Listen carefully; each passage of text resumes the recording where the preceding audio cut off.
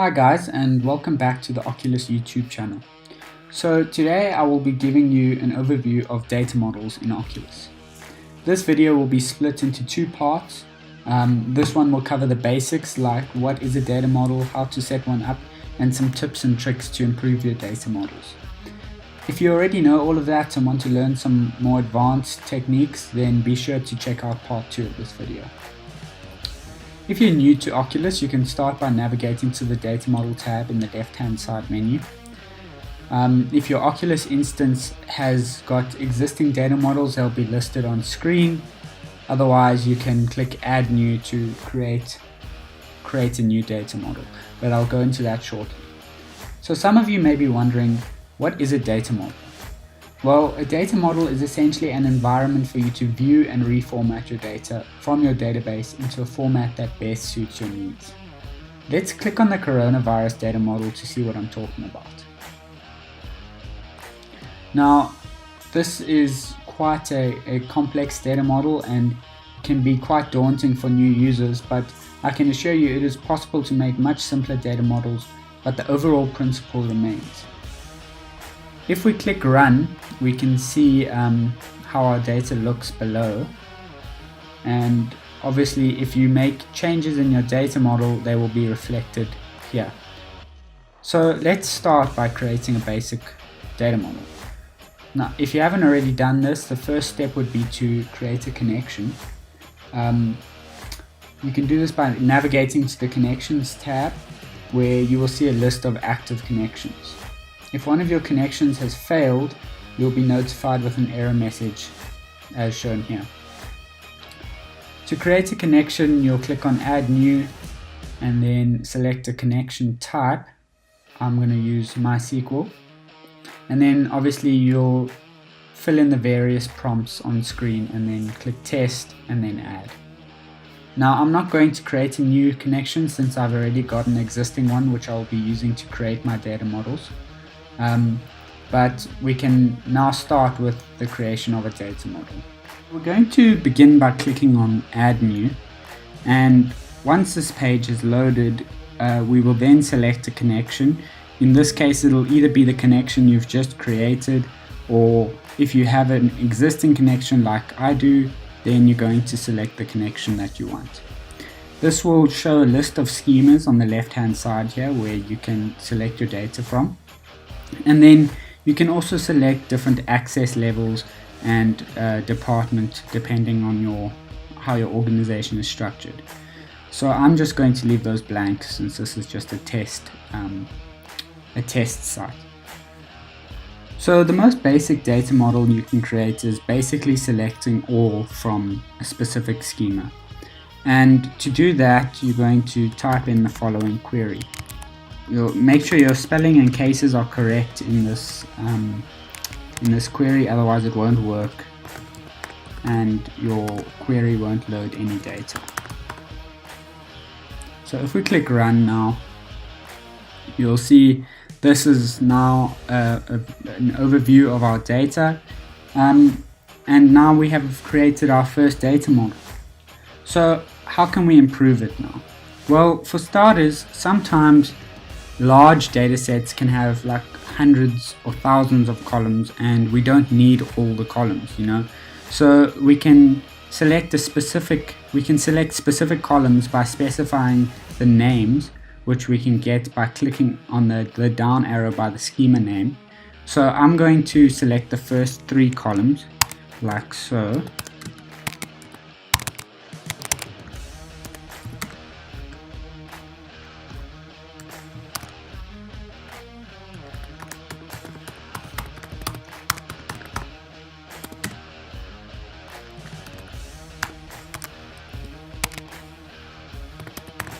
Also remember to have the correct spelling and cases in your column names as well. Now if we run this, you can see we only have three columns showing now, because this is now a subset of our main data set.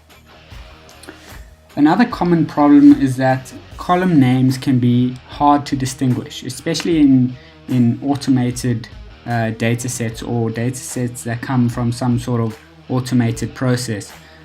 because the columns can often have codes or numbers as their column names.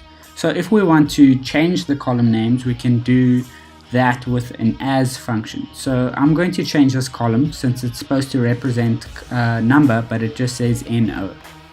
So we can do that by saying as and then giving it the preferred column name. And now if we run this, you'll see that column name has now been changed to number. Lastly, I will show you how to change a numerical column into a categorical column. So we can do that with a case when function, and specifically here we're going to be looking at house age. So this represents the age of a house in years, obviously. But now what if we wanted it to say old or new rather, and give it some rules to follow. So we'll do this with a case when function, like so. I'm just going to push enter here just to clear up some space and make it more readable. So we'll start by saying case when house age is less than 10, then new, else old. And then we're going to say end.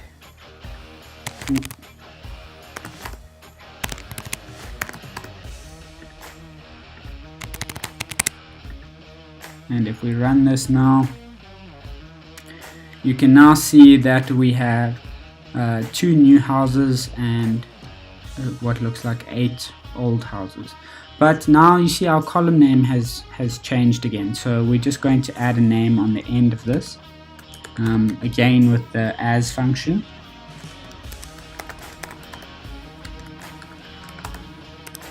And that should now rectify the wrong column name. And if we want the original column to show as well, then we just specify it here before the case when and add a comma afterwards. So now we'll have 4 columns. One has got the house age in numbers, and one has the house age in a category. It's also important to make sure that these are different names. So obviously this column is using its original name, and this one is now using the name I've given it. But if I change this to x2 house age as house age like this, then I would get an error because 2 columns can't have the same name. Okay, so that is all for this video. If you want to know more, please make sure to check out part 2. Today we will explore data source control. This could help you keep track of any changes or edits within a data model. So let's get started. First off, let's differentiate between a data model that has previously been edited compared to one that has not been edited. An edited data model will open to display 2 columns, as shown on the screen. The column on the left-hand side will contain the data model in its current state, whereas the right-hand column will display the edited version of the data model. A completely unedited version of a data model will not display 2 columns, as indicated on this data model displayed on the screen. So now that we've differentiated between the two, we can move on to editing a data model. So firstly, navigate to the data model page and select the data model that you would like to edit. Edit the query. Click Run to make sure that the query runs successfully, and then click on Save. On the pop-up, you will notice that you have the ability to change the data model name and to add a commit summary and a commit message. The commit summary acts as a title, which will assist future users to see what the changes entails. The commit message enables a user to go into more detail regarding the changes he or she made. So once you have filled in all the fields, click on Save. All query changes are documented at the bottom of the page. If we navigate to this, you can see all queries are documented at the bottom of the page under the heading Script Changes History. A user is able to view the data changes and the type of change under the title heading. The user that made the changes will also be listed. So if you click on the title, then you'll be able to see the changes that were made, and they will be highlighted in yellow as seen on the screen. And then the first version will not show any yellow highlights because this will be the original. So thanks for watching. If you found this video helpful, please like and subscribe to get all the latest updates regarding our software.